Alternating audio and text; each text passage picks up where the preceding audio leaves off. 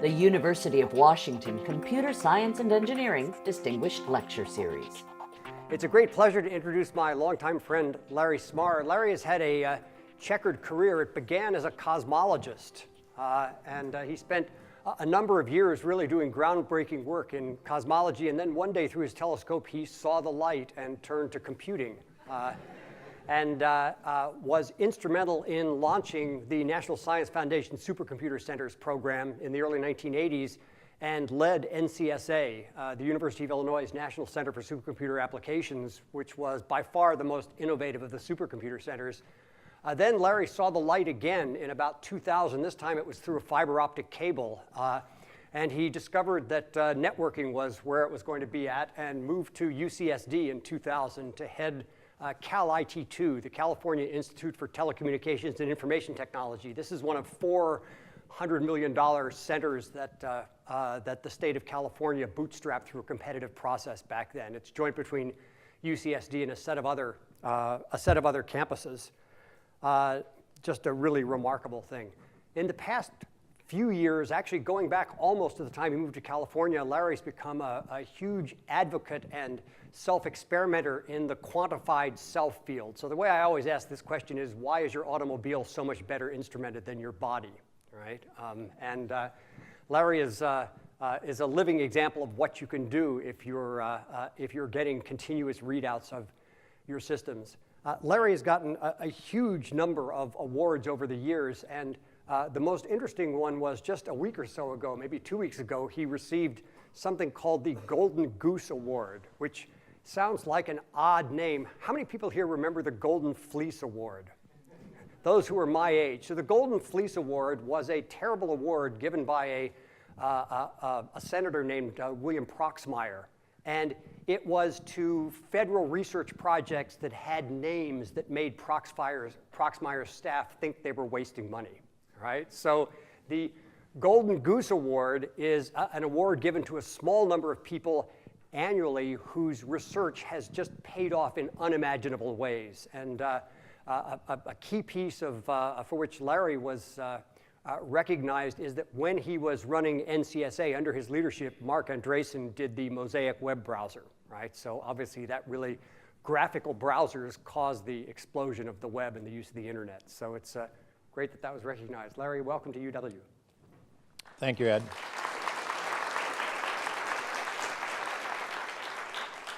So Ed and I have been colleagues for almost 30 years and have made a lot of trouble working together. Wrote a lot of, been part of a lot of major reports and everything else, so it's always a great pleasure to spend time with Ed. You know, this is a field that I never expected to be in, and I'm still not quite sure how I took the wrong turn and ended up here, but here I am. So what I'm going to talk to you about is both the development of an entire new approach to living things, in particular us, that's probably going to have major ramifications for transforming medicine. Certainly medicine will be completely transformed. Healthcare maybe. And then while I'm at it, I'm going to have to actually teach you some biology that I had to learn myself because I never had any formal training in biology and medicine. But because of the digital environment we have, you have all the scientific papers online, and so you can go and educate yourself. And so I engaged in some late age self-improvement of learning about a lot of different fields. Now, when I started CalIT2 with this, we worked with 24 different departments at UC San Diego, UC Irvine. We had some transformational themes that we thought, what we were looking at is how the continued exponentials of information technology coupled with biology and nanotechnology were going to transform things. In particular, we're going to transform medicine. So we had this idea, and this is a slide from my 2001 talk, so almost 15 years ago, that the first thing, and it was a little odd, we were going to put your body online. Now, remember, this is 2 years before the introduction of cellular internet in the United States. So there not only weren't internet phones, there wasn't a wireless internet, right? But we knew there would be, and in fact, we were doing early experiments with it. And we felt like that with the development of the miniaturization of sensors, that you were going to be able to pretty much read out in real time your body as the whole automobile industry had been transformed in the previous several decades from knowing when you had a problem because smoke came out from under the hood and you burned up your engine, to having more computers in the 90s being sold into the automobile industry than into personal computers. And so as a result, you have 5 subnetworks in cars, you have probably 100 sensors, actuators, flash memories, processors, and they just measure for no good reason. That's the important thing. You don't measure the spark plug firing because you think there's a problem with the spark plugs. You just measure it and get the data. And then when you go in preventively every 20,000 miles, they not only read out your data from the flash memories, but they compare it across national networks to all the other cars of your make and model. And if you're in the middle of the bell curve on each variable, that's fine. If you're not, there's an algorithm, take this module out, put this module in, rotate the tires, whatever, and you're good to go. And 200,000 miles later, your car is just as good as it was the day you bought it. But we don't do that for our bodies. We don't measure anything to first order about our bodies. And so the question was, what's that about?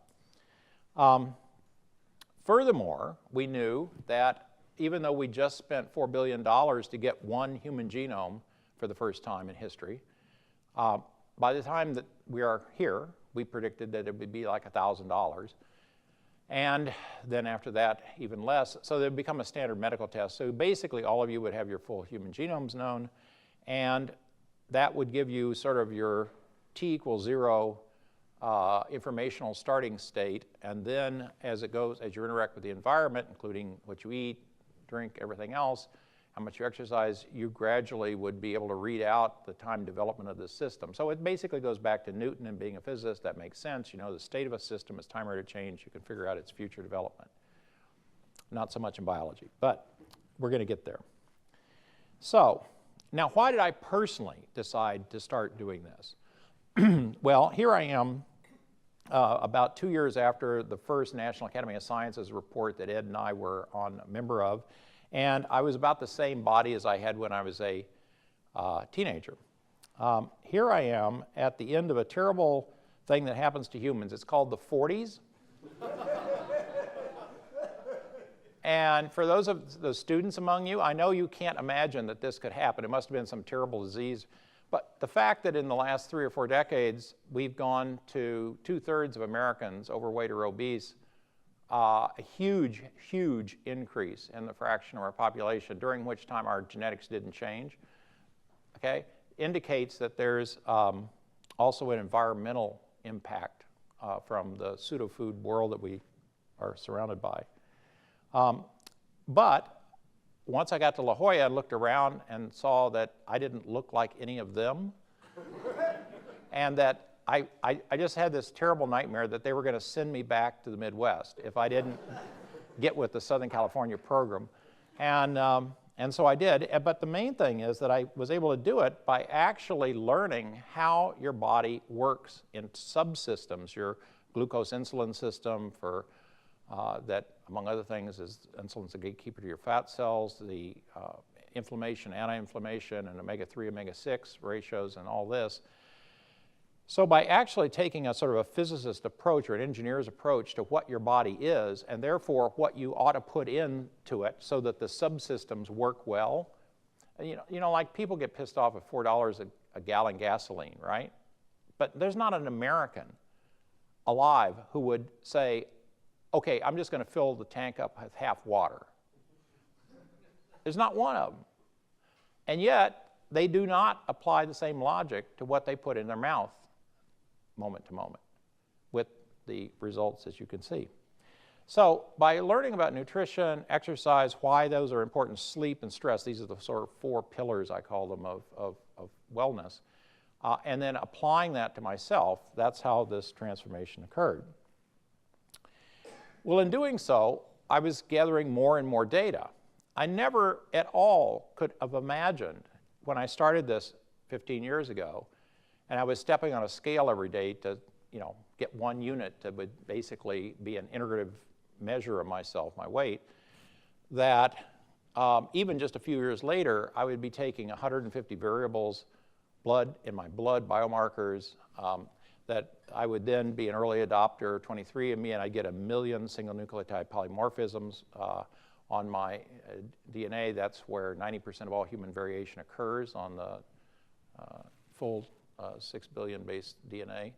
Or that now I would be working on the microbiome, which I'll define and talk about, but it's all the microbes that live inside of you, and that is really in the billions to tens of billions of numbers, which, by the way, change every time you eat something. So that's what I do in tracking myself. Now, this was all good, and I just assumed that that's what I was doing, was improving my body. But what happened is I got more and more data, is an amazing thing that I didn't expect to happen, that I discovered I actually had a chronic incurable disease, an autoimmune disease, that I had no idea I had. And I debugged that by essentially, I discovered it by basically data analysis. Well, I just sort of figured once I got into this that was my doom. I just had to be like this single crazy person out in the wilderness forever.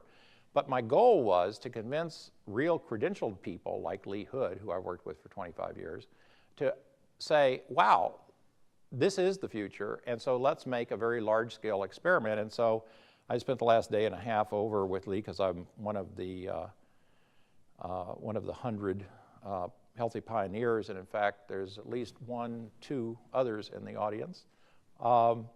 And this will grow to 1,000, 10,000, then 100,000 people if all things go well. And what they're doing is exactly the same thing. They're doing the self-tracking devices, the Fitbits, the keeping track of your food, MyFitnessPal and all that, your medical history, your traits, your lifestyle, blood, urine, saliva, gut microbiome, whole genome sequencing. In fact, Ed just told me he got it, and I can't wait to get to my computer after this talk, because our whole human genome results have just come back, literally a few hours ago.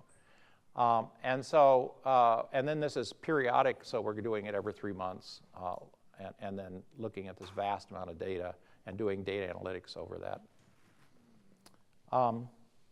Now, why would you want to do this? Why would you want to generate this data? Well, one of the things that helps being an astrophysicist is you know that there's 8,760 hours in a year, and you might, if you're really lucky, get one of those with your doctor. So all the rest of them are with you alone. And if you don't know your own state, good luck with that. It's like driving. If you didn't have, there's a reason there's a windshield that's transparent in front of you, and there's a speedometer, you know? And you know, I know we don't think about it that way, but they should. Anyway, so being at Cal IT2, this is our 64 million pixel wall. Each of these is a high definition display, 2 million pixels. These are 150 variables, and each of these lines you see is a particular biomarker in my blood or stool over 5 to 10 years. And I sample it about every month to 3 months on average. These days it's pretty much every month. And then that's me. That's my time state and my time development, at least as far as the biomarkers are concerned. And the amazing thing is when I looked at these, particularly in the blood, there was only one of these that was significantly out of normal range. And so this is called complex reactive protein.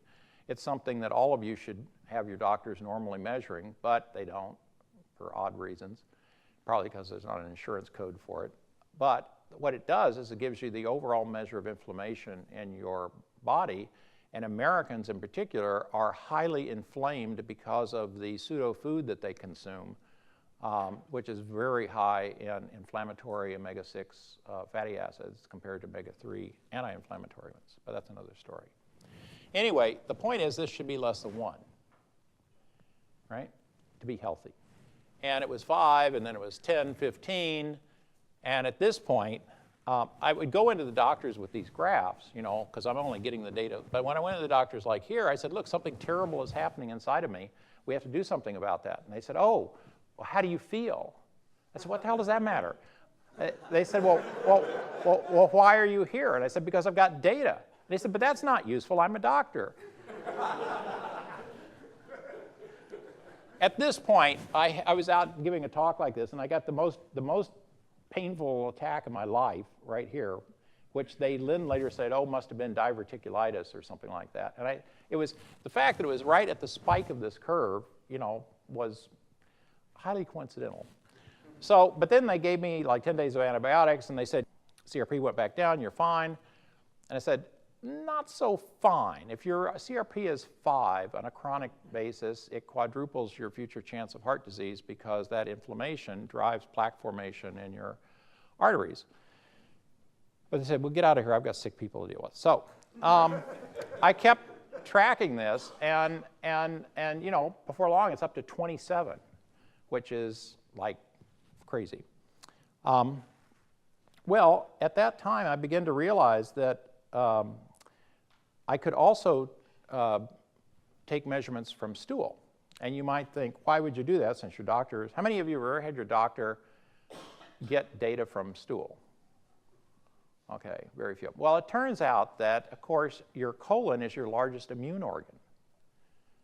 And so it has all kinds of immune variable readouts that your blood isn't going to necessarily have. This is one of them called lactoferrin. It comes from, it's a protein that's shed from the surface of neutrophils. Now, your neutrophils are your most numerous white blood cells. And when they're in attack mode, there's some sites called the killer white blood cells. They send out these antimicrobial agents to knock out the bacteria. And this is supposed to be less than 7. And up there is 900. Okay? And so, you know, I had a doctor who was giving me colonoscopy, and I said, you know, I think I actually may have an autoimmune disease, inflammatory bowel disease, which about 1 million or so Americans have. And because this is the sensitive and specific measure that you have that. And he said, well, I just gave you a colonoscopy, and I can tell you you don't have it. And I said, really?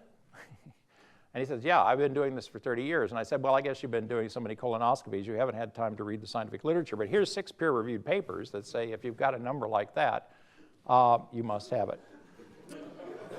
So I fired that doctor. Because what this is this particular, and I didn't know anything. What's lactoferrin, right? Well, but we live in an age of Google, so you can go find out, and then you can get scientific papers on it. And it turns out it sequesters iron away from bacteria, and there are certain classes of bacteria that require iron, and so that's why it's an antimicrobial. So I said, huh. So first of all, this thing is oscillating. Well, as an astrophysicist that started cutting his teeth on, you know, general relativistic magnetohydrodynamic accretion on black holes and calculating that on supercomputers, when you see something like that, it tells you you have a coupled system, all right? Probably a nonlinear coupled system. And I said, well, what's the thing coupled to? Well, it's doing this to get the microbes, so presumably it's coupled somehow to microbes. Didn't know much about the microbes at that time. So then I got a new doctor who turned out to be one of the top researchers in the United States. And you don't really care about my medical history at all, but it sort of ties together why I did all this. You could do this for anything, any disease, any health for that matter. But he said, look, the way we'll figure out if you've got IBD, you either got ulcerative colitis, which provides a sort of a inflammation to the surface of the internal surface of the colon, or you have Crohn's disease, in which case you actually get penetration of the wall, and the walls get thicker and so forth. So let's do an MRI. So in fact, an MRI with contrast. So I get in the tube. I've done a lot of these. And when I get out of the tube, the first thing I said is, give me the data. And the reason is because, of course, I've got a whole team of virtual reality folks. And so instead of looking at these black and white single planes, you just take the same data, put it in the virtual reality, and you get a full 3D fly-through And then we put it in our cave, and then I've given 100 tours of my body to visitors. But the point is that bits are bits, and so what bits are there for is to have software eat them and do things. And so what you see is this particular odd thing that goes on here, where the descending colon comes down in the yellow, and then there's this funny kink, and then there's that sort of blue and yellow, and then that's the aorta coming down and splitting into the two iliac arteries that go down your leg. But because it's digital, I can then just pull out the colon, the disease part. So I knew from colonoscopy there was some inflammation in this part right here of the sigmoid colon, where the descending comes around this way before it turns around and goes back through to the back and then out. And you hear all this stuff about 3D printers. Well, it turned out we'd had 3D printers for 5 years, and I said, well, I really want to get to know this thing that's causing me trouble, so would you make me a three-dimensional printout? And so here's my high-resolution printout from the MRI data. It sits about here. And this is the inflamed part, and you can see the diverticula sticking out. Now, I find out that most GI doctors have never done this, which is sort of strange. I mean, back here, the mesenteric arteries, you can see they're inflamed because the inflammation is actually getting out through the wall and into the cavity, and so these things should be capillaries, and they're bigger. So Ed, here, you want to hold my...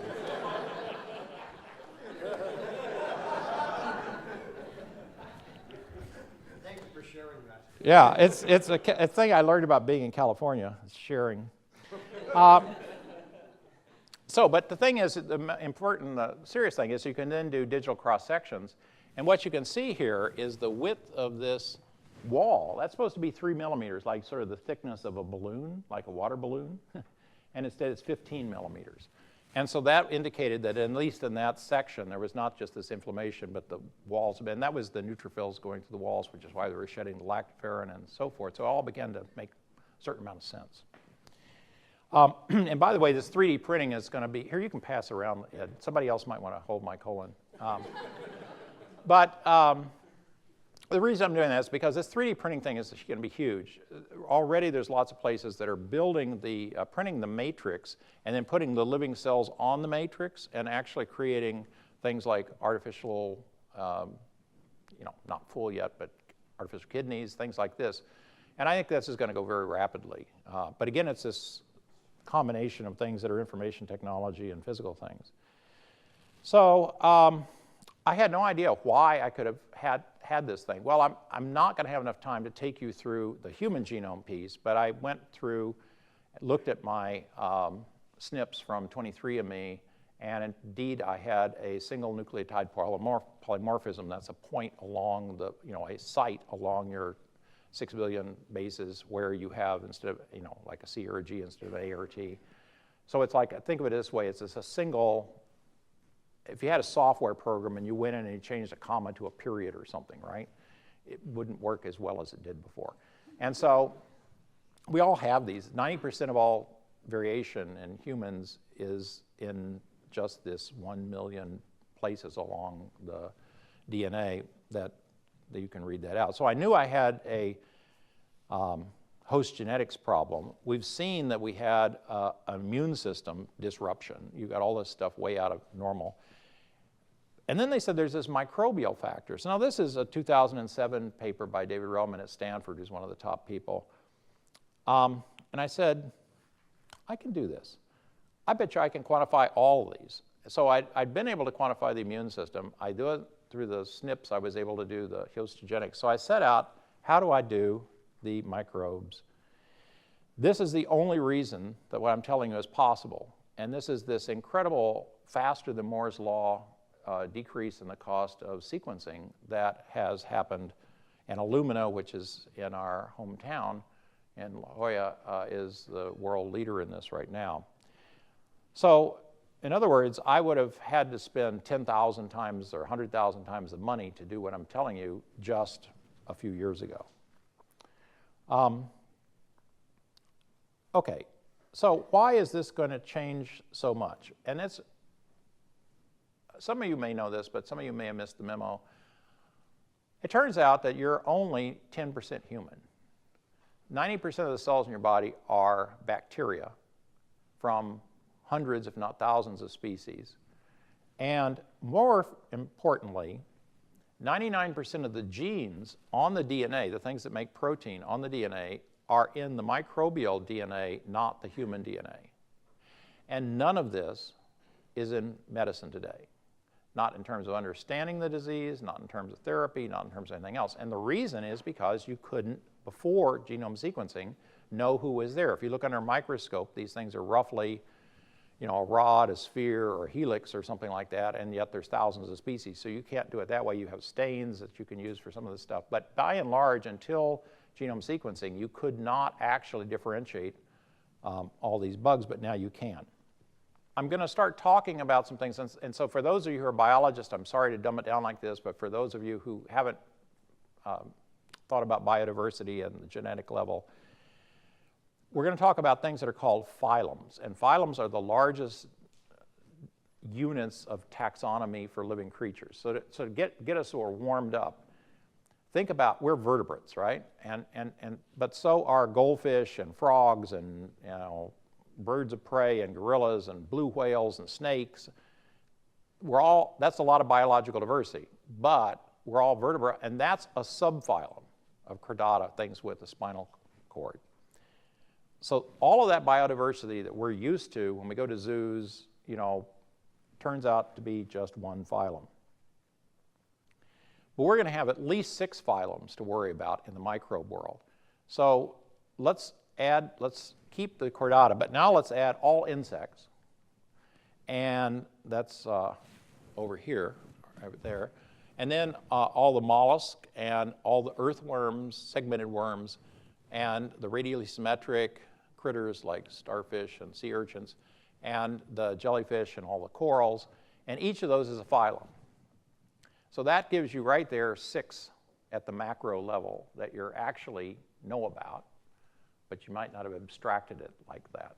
And what we're going to talk about is mainly 6 of these in the microbial world. Now, Carl Woese, who was a physicist and who was a mentor of mine at the University of Illinois at Urbana-Champaign back in the day, was the person who realized that by using genetic sequencing, at that time what's called 16S ribosomal RNA, which we don't need to get into, but anyway, it's a way that you can tell differences in one specific gene on DNA of all living things.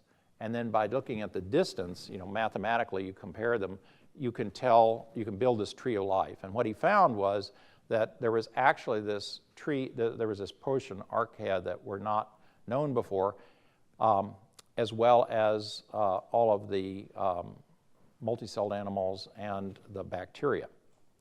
Now, interestingly enough, all that last slide I showed you with the 6 different phyla is in that little twig called animals, which you'll notice is very near slime molds.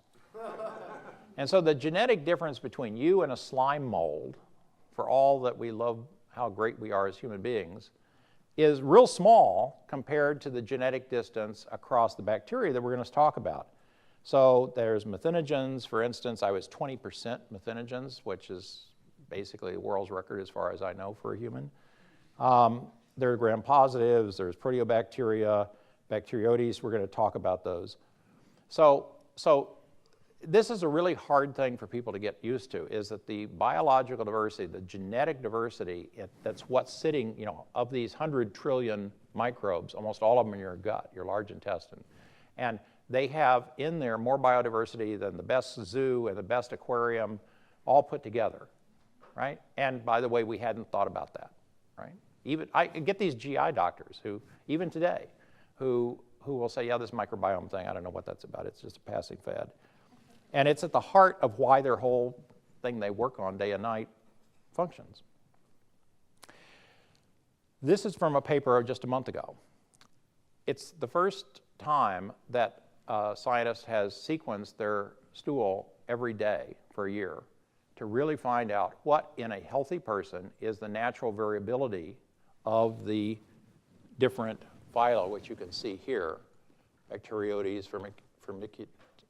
either Firmicutes or Firmicutes, depending on how you like it, actinobacteria, and so on. And what you can see is it's pretty homeostasis. It's pretty, sort of like oscillations around a mean, except for when he flew to Thailand and that green thing, which is proteobacteria, E. coli, all of a sudden developed within a day, 24 or 48 hours of his getting to Thailand. And when he got back to the US, it went away. And so this is the environmental impact, whether it was the food or it was the other bacteria that were there. But what's amazing to me is this is not like looking at details of disease X, right? This is one healthy person, and it's the only one we have. Actually, there was another one, which is a postdoc, that also did this.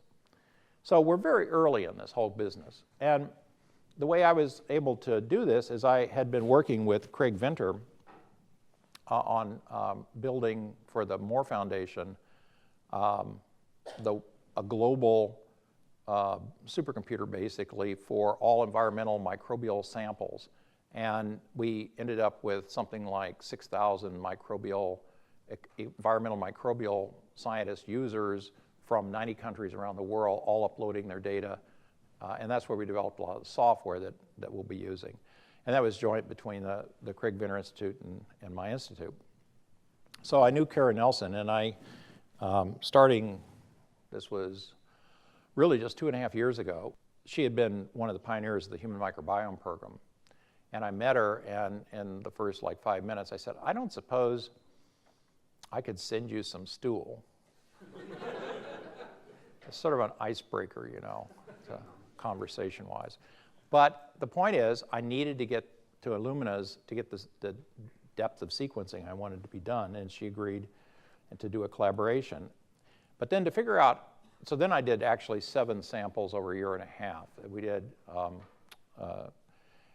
basically, what an Illumina does is imagine you've got hundreds of species. Actually, you've got 100 trillion of these bugs, right? Each with DNA. And there are 1 billion of these microbes per gram of stool, right? So you sort of imagine breaking up the DNA into lots of little pieces, throwing it through the Illumina, and out comes units about 100 bases long that say, we know for this 100 bases exactly the order of the A, T, C's, and G's. And that's 1 unit. Well, you do that, in my case, 200 million times. And so just imagine it's like from think of it as a jigsaw puzzle with 200 million pieces. And now you've got to get a computer algorithm and software and everything else to put back together what must have been the microbes that were there and what their DNA was and what the relative abundance of each of the species. But then once you know that, how are you going to know what it means, right? So fortunately, for the last 7 years or so, the NIH had funded the Human Microbiome program, and we were able to download 250 individuals each at a point in time and take their raw data and run it through our same pipeline that we were doing mine with.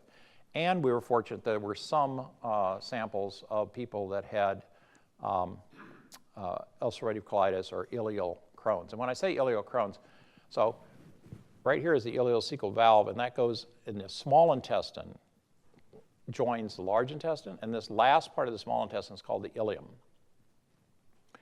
But it's very different. That's why there's a valve to keep the two apart. It's like a lock, in a Great Lakes. It's because there's several orders of magnitude fewer bugs per cubic centimeter, basically, in your small intestine than your large intestine. The most debilitating form of Crohn's, particularly for young people, the average age of diagnosis is about 20, is in the ileal part, whereas mine is in the colon. So those are different manifestations. Then we downloaded from NIH all known genomes for bacteria, archaea, virus, fungi, about 11,000 of them. That's about 30 gigabytes, just beginning to get the idea of the data size. So now we've got basically 100 million times all of these people is about 27 billion reads, each 100 long, so about 2.3 trillion bases. Okay? And that's what we needed to now align with the 27 billion reads with these. And so imagine taking the 100 bases you bring it up and you go across 11,000 genomes until you get an exact match, and now you got one of those bugs. And if it's a a housekeeping gene that is in multiple microbes, then you do a 1/n, and that's how you get the statistics. I'm not going to have time to go through the software pipeline that we use that Weizong Li, who was a research scientist working for me, has now been hired by the Venner Institute and the Human Longevity Inc., the new startup of KEGG. But the main thing is you start up here with the raw reads. You've got to filter out any human DNA that might have been sloughing off cells, from your colon and stuff. QA everything, quality assure everything, and then finally you can do this checking against reference genomes and get the taxonomic profile, and then eventually you can get over here and call all the genes and actually get down to the functional aspects. And I'll mainly talk about the taxonomy a little bit otherwise. Well, fortunately, Mike Norman and I have worked together for 40 years, and he's the director of the San Diego Supercomputer Center. I said, Mike, I have a big data problem. He says, Larry, I have just been awarded by the NSF a big data supercomputer called Gordon. And it is an architecture that's designed for big data. It was, of course, why do you call it Gordon? Well, of course, it was called Flash Gordon. And the reason is because it had, how many have a 64 gigabyte flash drive or flash stick? How many have a 128? How many have a 256? Okay. Well, this has 256,000 gigabytes of flash in Gordon. So, so I got a grant of time on that and did 20. Weizong and our team did 25 CPU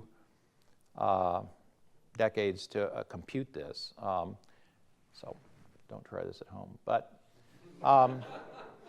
then Dell got excited about it, and they have an HPC cloud, and we've been wanting to see whether you could do this with the right kind of high-performance computing cloud.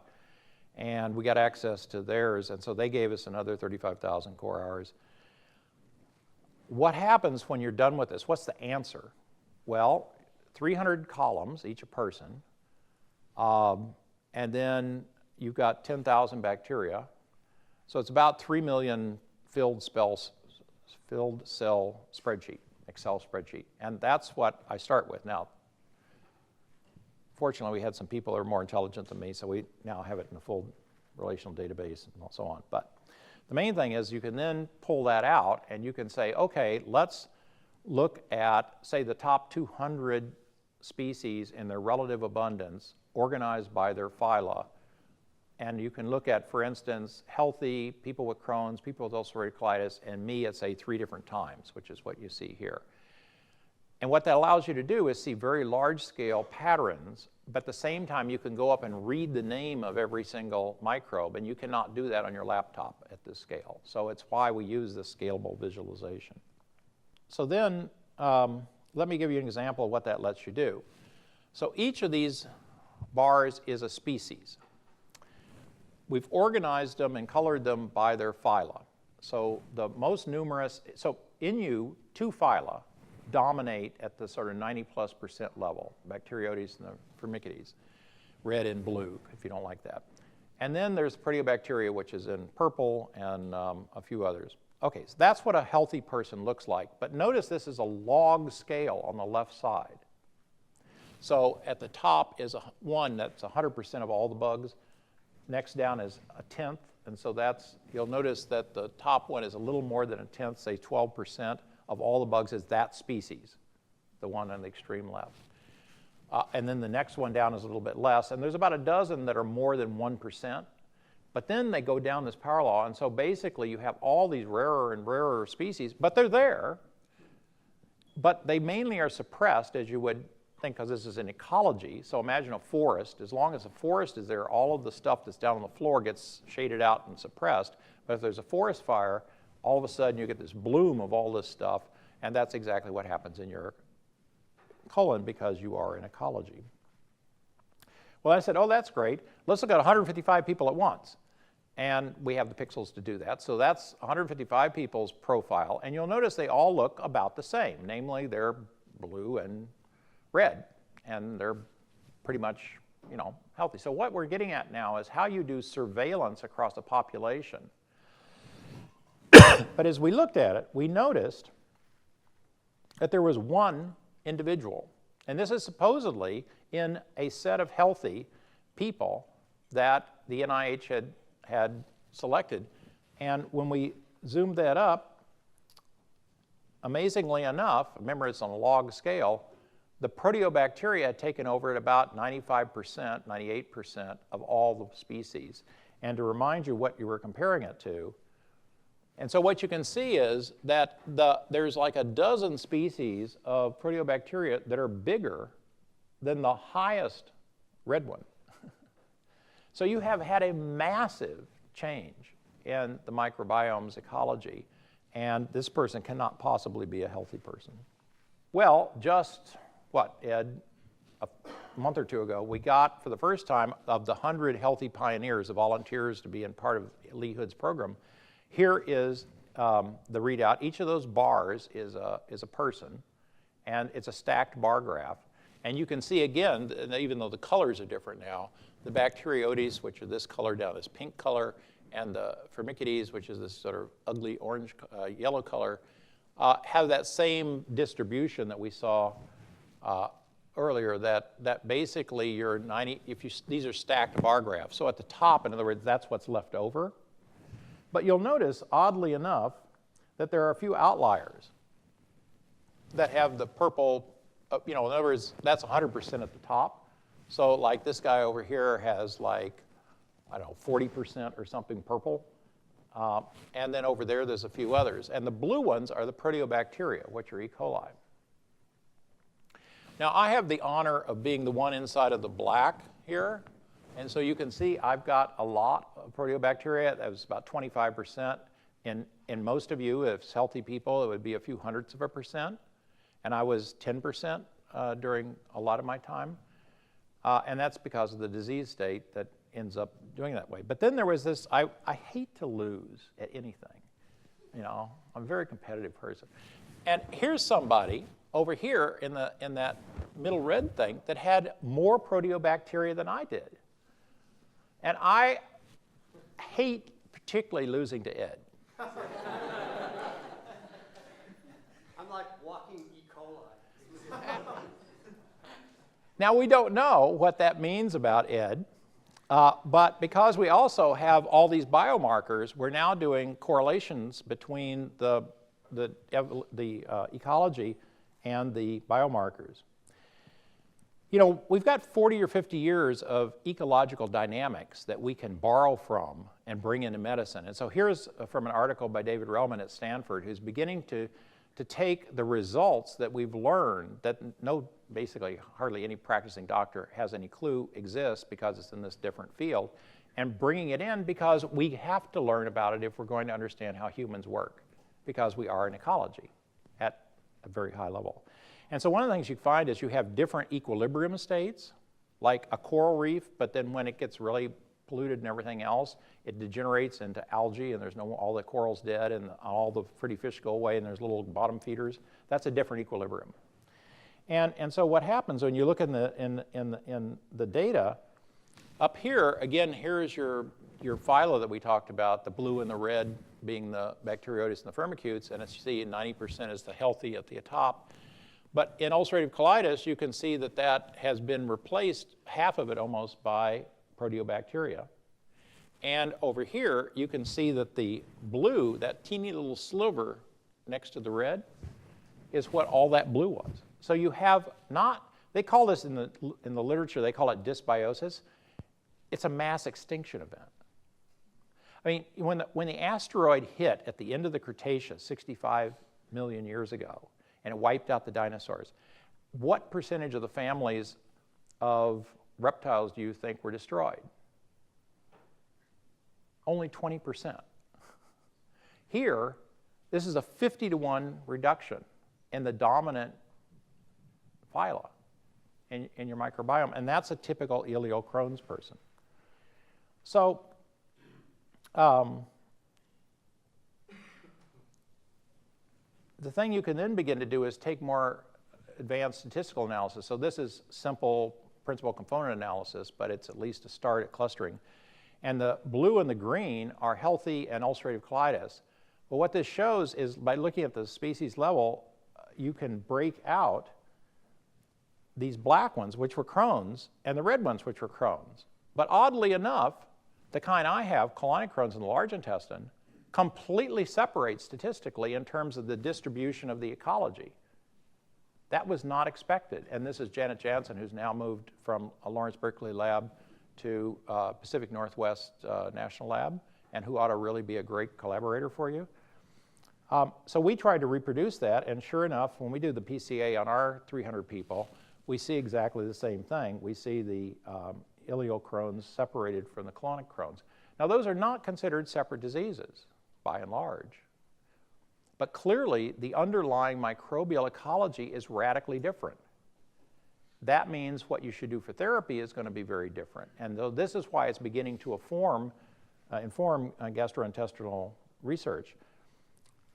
But the real payoff is in the cell pathways and how these little optimized chemical factories are changing what they're doing. And there's a thing called KEGG, which is the Kyoto, Anyway, it's a database of about 10,000 different pathways that I have. So now I have a spreadsheet with 10,000 pathways times, 300 people and so on.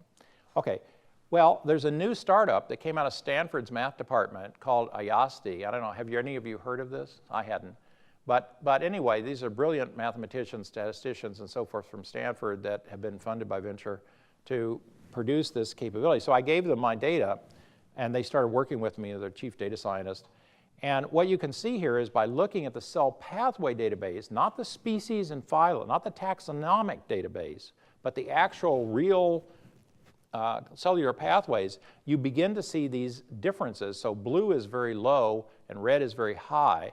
And you can see in the healthy, if you compare the light greens up there in the healthy people, but down here they're much brighter colors, that means these are much larger values in certain subsets of the cellular network. And look here how this is very light blue and up there is very yellow. So what this is an interactive topological data analysis tool with about a couple hundred algorithms that you can choose behind it.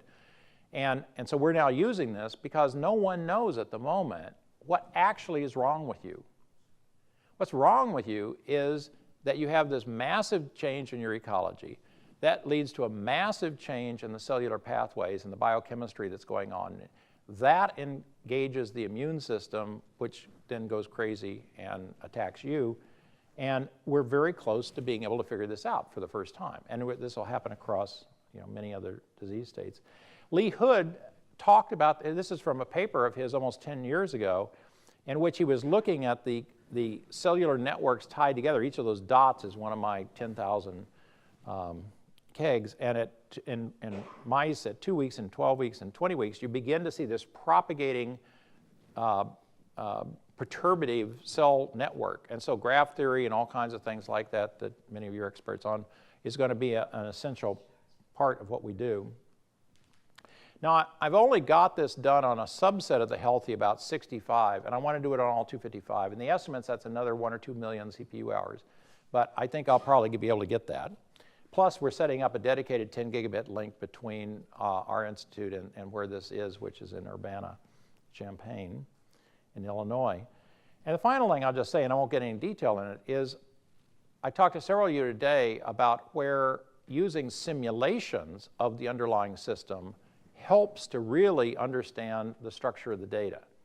Well, we don't really have first principles, laws of physics type of things for much of biology, but it's changing very rapidly. And this was a major event in 2012 in Cell, where for the first time, all the processes that are in one living cell, this one of Venner's favorite, Mycoplasma genitalium, all of the different things that the genes code for, they actually have in a computational model, and they're able to actually take it through a mitosis and successfully and measure the output of the simulation against the measured in the lab cell.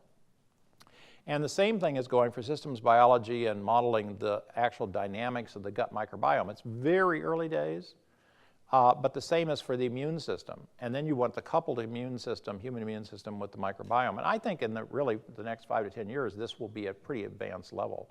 And so you'll have a simulation capability for the human going down to the individual cells that we've never imagined was going to be there.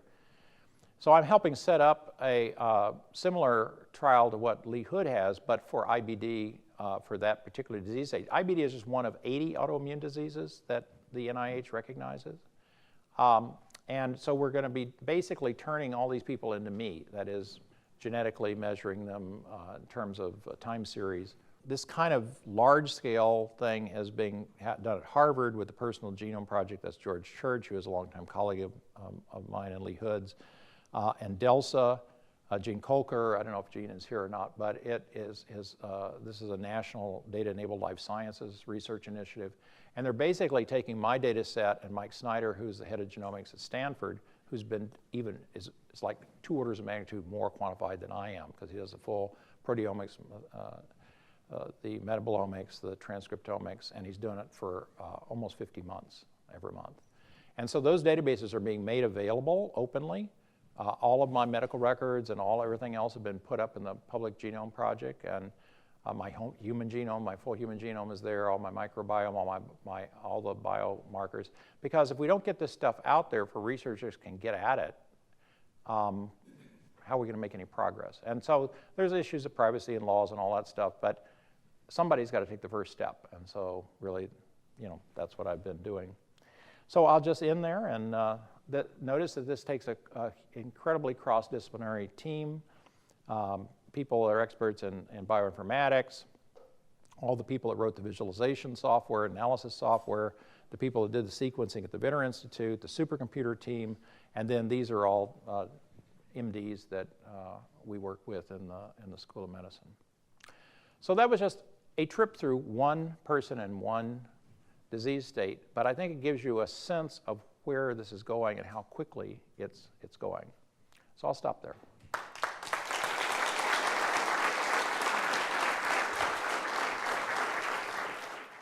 Questions? Yeah.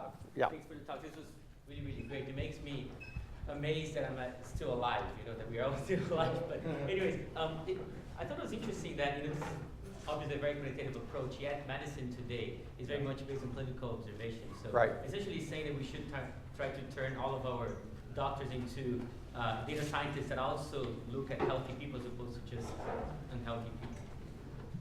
Well, so how's this all going to happen is the question. How are we going to go from an observation of the epiphenomena of symptoms and 10 minutes to figure out who you are and what's wrong with you and to decide on a therapy, which is the current rough state of affairs?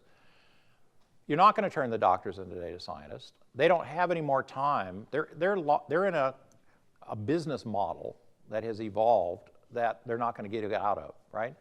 The thing that's amazing is that most of this data is being generated entirely outside of the medical establishment. And everybody who's got how many people have got Fitbits are their moral equivalent on them right now? Okay? So this is going into the Fitbit cloud. This is not being accessed by any doctor. The 23andMe, a few of us have volunteered. They're now getting 10,000 people to spit in the tube, get their million SNPs that have IBD, and for the first time ever map out the human genomic map of how you connect the phenotypical result. What happens to your body versus what your human DNA is. That's at 23andMe. And if there are various of us, I'm not an MD, but there are a few that are working with them. So there's a real chance that this is going to be disrupted from the outside. And if you look at most disruptions, that's what's happening. I mean, there's the whole theory of this, that it's hard within big companies to get innovation and so forth. And so it's some crazy person that does something new, and then that gradually disrupts the whole field. So one thing I've learned, having helped midwife a number of these disruptions, is you cannot predict through a disruption. You can't predict what the other side is going to be like. You can't predict that a Steve Jobs is going to invent an iTunes in the record industry disruption. You can't predict that a Google is going to call. You can't predict that a Zuckerberg is going to create Facebook. So we can't predict, but we can at least understand who the players are and watch this drama, which is really quite staggering in its scale. There's another question. Yeah, I'll come back to you. Yeah, back there. Yeah, you. So a few slides ago, you said you had 250 supposedly healthy people, and you called one out. Do you know what was wrong with them? Did you ever find that out? Well, one of the problems with the privacy and the HIPAA laws and so forth is that I can't know who it was, and I don't want to know. If you go through an elaborate bureaucratic process, you may be granted access to the next level of metadata, and we were able to get that. But I can't talk to you about it because that would violate the rules under which we got the data. But this person clearly had indications that they weren't healthy. But nonetheless, they got through all of the surveys that NIH had put in place to be part of this program, which is an interesting thing in itself. Yeah? So one of the realms in which personalized medicine is actually happening is oncology. Absolutely. Because, as you said, the business model Yeah. allows for it. Yeah. But one of the problems that's occurring there is that as we gather more and more data, we're also learning more and more about subclassifications and subclassifications of people. And getting to the place in which medicine can address these subtypes is very difficult. Do you see a pathway for that? And specifically with institutions like the FDA in place, where they really want large data and large subclasses of people to quantify information. Right, so she's saying there's another barrier to all this, which is being, the one field in medicine that has gone through this transition in the last 5 years is cancer. And so it used to be, you have breast cancer, you have ovarian cancer, pancreatic cancer, liver cancer, whatever. And then that was what determined what your therapy was. But then they realized that actually cancer is a software disease. So in other words, you had a cell, which is now a cancer cell, which used to be one of your human cells. And so if you take a healthy human cell and the cancer cell, and you take their DNA and you diff them, you'll find out what's actually wrong with you. Namely, you had a transposition or a deletion or an insertion or something in the cancer cell, and then that DNA began to grow without bounds and do a lot of other things. And so by measuring that and finding out actually what class of thing has gone wrong where in your DNA, then they choose a chemotherapy that is actually going to likely be effective for you. But the trouble is that the cancer is a heterogeneous tumor, and so multiple things happen, and Darwin is actually working, and so this thing evolves, and before long you've got a bunch of different things. And so you get essentially, instead of having one chemotherapy for everybody, you now get, you're in a smaller and smaller and smaller and smaller and smaller subset. And so the whole business model that pharmaceutical companies have gotten to, that you need to make more than $1 billion a year or else it's not worth making a drug because you have to have everybody take it, that's going to die. And so what in its place is going to be is... The approval process is geared to that as well. And the FDA approval process is geared to this mass market thing. But what we're going to get is what we've had in so many other things is mass customization. And so you'll end up with very specific, tuned therapies, but you have to have a totally different business model. And so I would suspect, not having an ability to know the future, that the pharmaceuticals you see are going through the first thing that happens in a disruption, which is consolidation. But eventually, it may well be that they don't make it to the other side. Now, what they'll try to do is, as the smaller companies figure out what to do, they'll buy them. And then they will basically say, look, we're just really a global distribution and marketing firm. And the innovation comes from these small companies, and as soon as one gets good, we buy it. And you see a lot of that going on right now. But it is going to be, personalized medicine means not that you individually have a kind of medicine that nobody else has, but you're in a small cohort compared to hundreds of millions of people. And so that's a huge problem that's going to have to be just to follow up on that, kind of a humanitarian perspective. So, I mean, the Crohn's disease thing is fascinating, and I think Mike Snyder also was right. Mike Snyder at Stanford also discovered he had some precursors for type 2 diabetes. Yes. But then the scary question here is, and I'm here with a bunch of my colleagues from genome sciences, is that the gap in health disparities is going to continue to widen. And I just wanted some of your opinions on that. Like, people are going to have access to the iPhone 6 and technologies and apps and development and software. And the iWatch. Yeah, and the new iWatch, which is $3,000 or whatever. and a lot of people aren't. And I just wanted to hear about your opinions, how we're going to use supercomputing, Right. et cetera, to alleviate some of those problems. So the question is,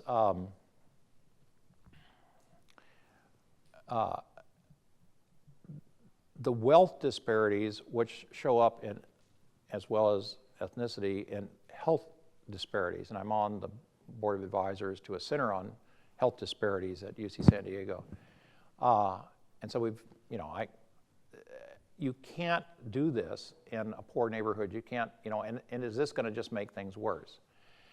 Well, the one thing I see as a bright light is the startups. And so if you take like Ubiome, which I've worked with as a scientific advisor, for $89, you can get essentially reproduced what I showed you here for the microbiome. And that could become much cheaper, but it's certainly as cheap as a normal blood test that you would ask for. But they're doing it. You don't need a doctor to find out what's in your microbes. You don't have to have anybody do the analysis. They do it. All you need is access to a web browser, and then you can read it, and then they're going to have more and more coaching, basically. You might try getting rid of all the sugar in your diet. That would be a good start. And so on. Anyway, that's another long rant. We'll see you in the Allen Center atrium for reception. Thanks, Alan.